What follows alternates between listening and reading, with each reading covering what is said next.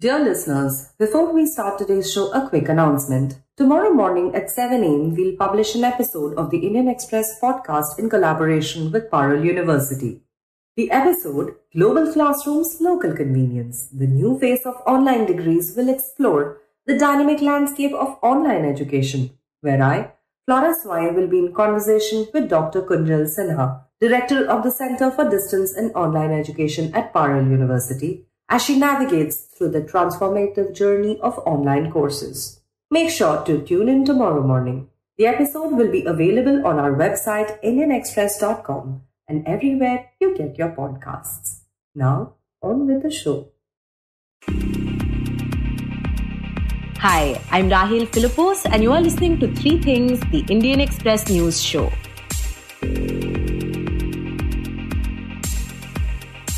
In this episode, we talk about the havoc unleashed by heavy rains in the southern district of Tamil Nadu. We also talk about the reason why garlic prices have skyrocketed across the country. But first, we talk about the rise of India's GDP growth rate. And before we begin, let's get on the same page about what this term means. So GDP, as many of you would already know, is the total size of any economy. But its annual growth rate tells us how that size is expanding from one year to another. Now, back in April, when the central bank projected that India's GDP growth would be 6.5%, there was a fair bit of skepticism from those who track India's economy. But throughout the financial year, India's GDP growth has surpassed expectations. In fact, in the quarter ending September 2023, it had even reached 7.6%. And what's worth noting is that this growth has also contributed in giving a jumpstart to the Indian stock markets and an increase in foreign investments. In this segment, my colleague Shashank Bhargava speaks to Udit Misra about its significance and whether India has finally overcome the after effects of the pandemic. Udit, firstly, tell us, what do the latest GDP figures reveal and how would you compare them to last year? So the latest GDP data that came out in end of November showed that India's GDP grew by 7.6%. Now, this was a massive upside surprise for everybody, because nobody really expected India's GDP to grow by 7.6%. And it led to everybody around, including the RBI, which typically had been more bullish than others, to revise the growth forecast for the full year to around 7%. Right. Earlier this year, when RBI's forecast for the GDP growth was 6.5%, a lot of people had been skeptical about it. Yes. So it made everybody realize that perhaps they were underestimating the growth momentum that was there in the economy. So it has to be also seen from the perspective that, as many of the listeners would remember, that during the COVID year, which was 2020-21, the economy had contracted by around 6%. And as a result, in the next year and the year after that, the economy showed very good growth numbers, but they were considered illusory at one level because of the contraction in the COVID year. So 2023 was supposed to be the year when, some kind of a normalcy will return. And you could sort of look at growth numbers and sort of gauge whether you are growing at a decent clip or not. And that is where most people ranged it between 5.5 and 6.5. 6.5 was the bullish scenario, which was what the RBI was saying. Now everybody has been forced to reconsider and sort of push it to 7%. Why this is important also is because many listeners will recall that before COVID, Indian economy was slowing down quite sharply. In the year before COVID hit us, we grew at less than 4%. And a lot of people thought that India's medium-term forecast would be around 6%, that we cannot grow faster than 6%. And so 6.5 or 7 this year is reason for hope from that perspective, that perhaps our economy has, regained its growth momentum that we used to have during the growth phase. And it fits into the narrative that the government has been pushing that, India is about to take off. We are looking at a decade or two where we'll grow very fast. And do we know why this has happened? What is the reason that from 4%, we are now seeing projections of over 7%? Because that shift is a lot.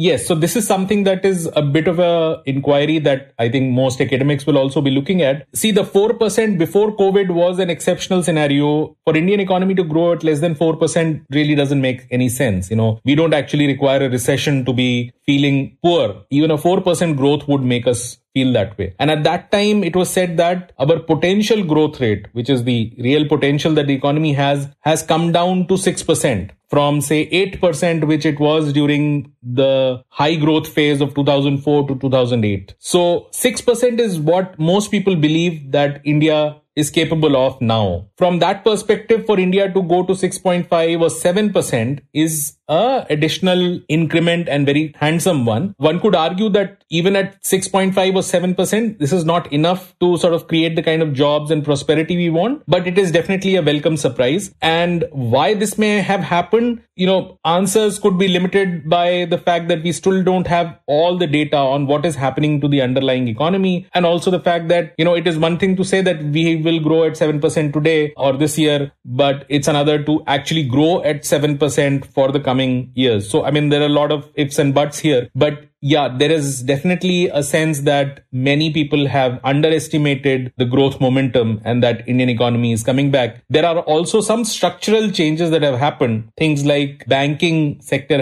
is in a much better position. So in the phase when our economy was slowing down, Indian banks were struggling with NPAs. Listeners would recall that, a lot of public sector banks were actually asked not to lend. So, but all of those worries are now behind us, and the banks, the financiers to the economy are in a much better shape. And it's a youthful economy which wants to do well, claim its a place in the world. And so with the banks in position, political stability in position, we have many factors which will sort of are pointing us towards a direction where we might have stable and decent clip of growth for a foreseeable future. Right, and it's not just within our context, right? India's economy seems to be faring better than a lot of other global economies. Yes, the world over, there is hardly any economy which is growing at this kind of pace. Forget this kind of pace, actually. The most economies are struggling to even grow. 1 or 2% is the best that they can claim. So that's also something that sort of lends to further bullishness, that you are sort of the only game in town, as it were. And that all, augurs well for the Indian economy.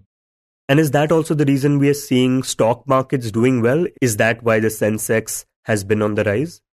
Yes. So this is where the story gets really interesting. And that's why there are no clear-cut answers why Indian economy is doing so well or those kind of answers. Because, one of the reasons why Indian GDP grew so fast in the second quarter, which was released in November 30th, was the manufacturing output growing fast. Now, if you look at the numbers, and Bank of Baroda did a study recently to figure out what led to manufacturing output going up, why did the numbers shoot? They realized that what the National Statistics Office does when it's trying to figure out manufacturing output is to look at a proxy number. And that proxy number is the operating profits of the big firms. Now, the operating profits of the big firms have really skyrocketed. They've grown in double digits, above 20%, 30% in the last quarter. But if you look at the sales numbers, which is how much are you making in terms of sales, those are very modest. So the sales have grown by 2% or actually declined by 5%, depending on how you calculate it. But the profits have gone into 20, 30%. So now, if the profits are going up, that means companies' earnings are going up. And so it stands to reason that in the stock market, you and I will go and buy the stocks of those companies, and the Sensex or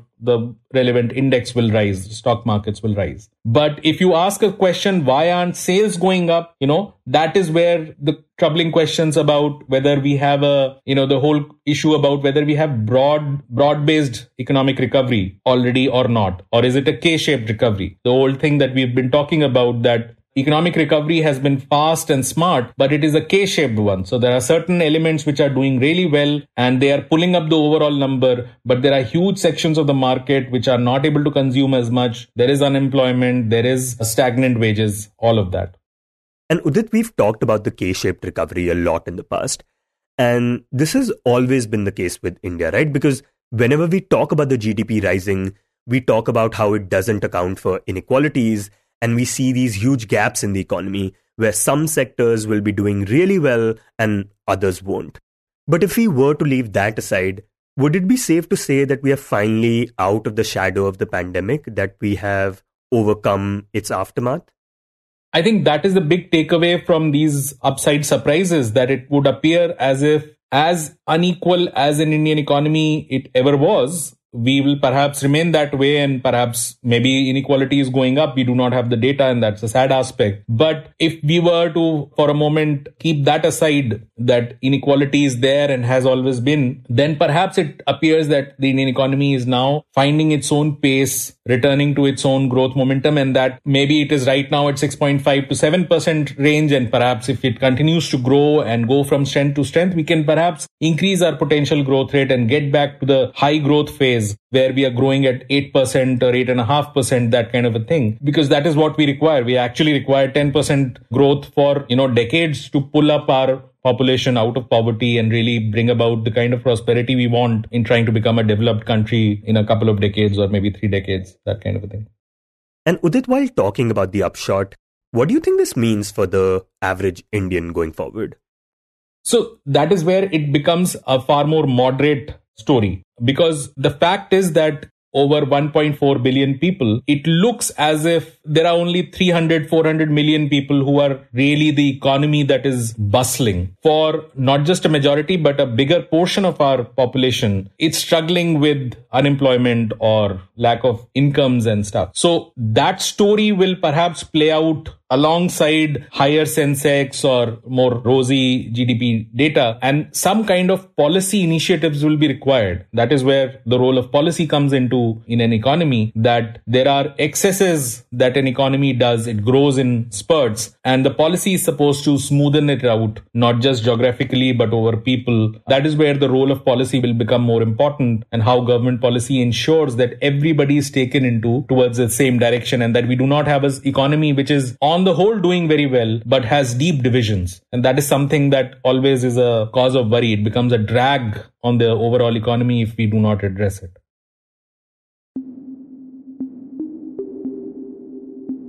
And next we talk about Tamil Nadu.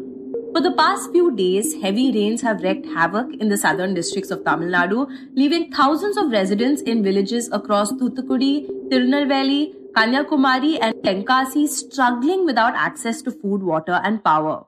The heavy rainfall began on the 17th of December, and although by Tuesday the intense downpour had subsided, the streets remain inundated with neck-deep water in some areas.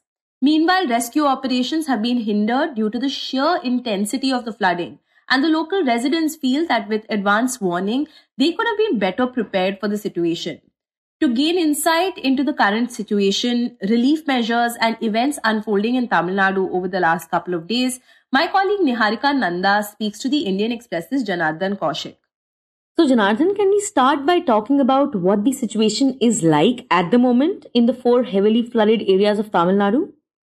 So basically, the flooding that happened in the southern districts of Tamil Nadu, like it has happened barely a week after the Chennai area and its neighboring districts, were flooded. So the heavy rain has lashed like the southern parts of Tamil Nadu, basically Tirunelveli, Thoothukudi, Kanyakumari and Tenkasi. So these are the 4 districts that are heavily affected by the recent rainfall. Among these 4 districts, Tirunelveli, Tenkasi and Kanyakumari. So these districts are slowly returning to normalcy, like in the sense like they have restored some of the roads, some of the highways as such. But Thoothukudi still remains to be one of the most affected area of the lot. So the situation is still grim in Thoothukudi, to be precise, in a town called Kayalpattinam in Thoothukudi district. So it had recorded an overwhelming, 95 centimeter of rainfall in just 24 hours, making it the highest ever rainfall recorded in the plains of Tamil Nadu. So the situation is, as of now, still in many villages in Thoothukudi, they have been plunged into darkness for over 3 days now. So they are without electricity, connectivity, and they depend on the rescuers to provide them food and other basic necessities. So the situation right now in Thoothukudi still remains to be mostly affected. Right. And can you tell us what kind of a rescue operation was, taken forward, and what kind of relief measures are being implemented in the 4 districts, especially in Thoothukudi? So the central government agencies like the Army, Navy, the Coastal Guards and others, they have been carrying out the rescue measures in Thoothukudi. So basically because the water level is so high and it's becoming difficult for other rescuers who are normally, involved in these rescue measures. So they go on a boat to rescue people who are stranded in their houses. But here in Thoothukudi, since the water level is so high, the people have to depend on NDRF or Navy or Coastal Guard to carry out whatever the rescue measures are possible. So till now, the government has deployed all these measures possible to rescue these people from these areas. And there was a meeting between Chief Minister Stalin and as well as he had a meeting with the disaster control management authorities. And the Chief Minister also has been saying that, they have carried out measures to rescue all the people who are stranded due to the floods. And the government is also focusing on particularly in villages because, many of these villages are highly inaccessible for any of them. So only through helicopters and through the coastal and Navy Guard personnel, these people are getting food and other basic necessities. So the government is now focusing on first rescuing these people from these areas and later focusing on developing these damaged infrastructures because the roads, highways and other public infrastructures have been heavily damaged due to these rains. And Janardhan, the aid that was provided only started reaching the people in Thoothukudi by Tuesday. Do we know the reason behind this delay? So the rainfall is one factor. Only the rescue efforts could be possible only through helicopters, and there was no road transportation for authorities to reach out these areas. Even the boats, for example, I was speaking to one of the people who was involved in these rescue efforts. He was saying me that these areas in Thoothukudi, many of these areas are very narrow streets, and the large boats were not able to maneuver through that area. And the rubber boats also were not able to go through those areas. So that's why even the public, when we met them, they were not happy. They were angry on the state government as well as the authorities because when it was needed the most, they haven't got the help they required. So that's what they had been, pointing out. And from the authorities' perspective, what they say was that they were unable to, reach the place due to the heavy rainfall. And the people say that it is only during such time, we require help. So that's been the situation here. It was in a similar situation in Chennai as well as here in Thoothukudi as well. Right. And as you mentioned, Chennai had faced a very similar situation of massive flooding due to heavy rains, just like these 4 districts. So what kind of measures were taken towards the preparedness for a situation like this? So the government had kept in measures they were having people from Chennai and other neighborhoods to rush into these 4 districts which are anticipated to receive heavy rainfall. So they were all these high power motor pumps and the NDRF and everybody was in place to rescue if at all needed these people. But the thing is that the heavy rainfall had become extremely heavy rainfall. So that probably might play a role in the government having these people from army and other person to act upon immediately for the rescue measures. So that might have delayed these rescue, but the government has also been saying that this amount of rainfall, even Chief Minister during his meeting with the Prime Minister yesterday in Delhi, so he had submitted a memorandum. And even in that memorandum, the Chief Minister had pointed out that this amount of heavy rainfall has not been witnessed in Tamil Nadu in the past 100 years. And this has not happened in Chennai in the last 47 years, that had happened earlier this month. So such is the scenarios, extreme heavy rainfall has kind of, even despite, preparatory measures, has put the state on a back foot. Right. And now we understand that power cuts and bad communication also had an impact on the preparedness. But now, Janardhan, it hasn't rained very heavily in some days, and yet we see that the streets are still flooded. So what kind of a question does that raise about the infrastructure of the region? So the rains have stopped. So basically, the Mondays, there was heavy rain and then it has considerably reduced on Tuesday. And infrastructure in the sense, again, takes us to the previous clarification that the government had given that the government had been saying that this kind of heavy rainfall has not been witnessed in the history of Tamil Nadu, in the past 100 years. So they were not prepared, to be frank, to handle this kind of, large rainfall. But definitely after, this rainfall, probably the state government might concentrate on building up more stormwater drains and maybe, have a better plan to how to handle this. And even the chief secretary had pointed out, he had said that the weather department could be giving these weather updates in a timely manner, probably could, make them better prepared to handle these kind of things. Now we also understand that these kinds of incidents of heavy rains are not very uncommon in the southern states, especially this time of the year. So what kind of measures are being taken by the government to avoid such severe situations in the future? So the preventive measures need to be the top priority for the government. Like, what are the measures they are going to make in case of such heavy rainfall going to occur in upcoming years? So there was this comparison that always been popping up on even on social media about the recent floods in Chennai. There was comparison between the 2015 and the 2023 floods. Understandably, the former one happened during the tenure of AIDMK, and now the 2023 floods had happened under the DMK regime. In the 2015 floods, the crisis began when the Chembrambakam reservoir had reached its full capacity. And instead of releasing the water in a phased manner following these incessant rains, the officials had released around close to 30,000 cusecs of water into the Adayar River compared to the mere 900 cusecs until then. So this had resulted in heavy flooding, particularly in southern parts of Chennai in the path of Adayar River. But now in 2023, the Chembrambakam reservoir was opened in a phased manner, and that had prevented a lot of casualties. Like in 2023, the Chennai floods,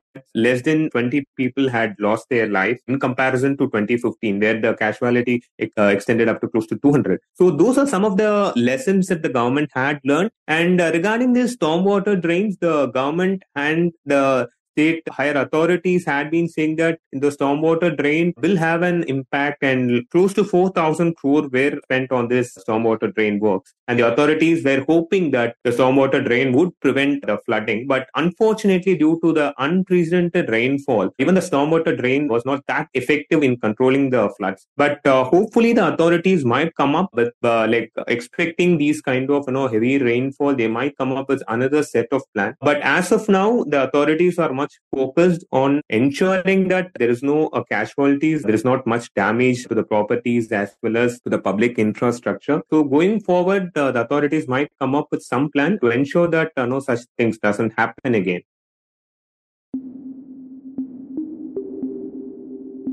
And in the end, we talk about garlic.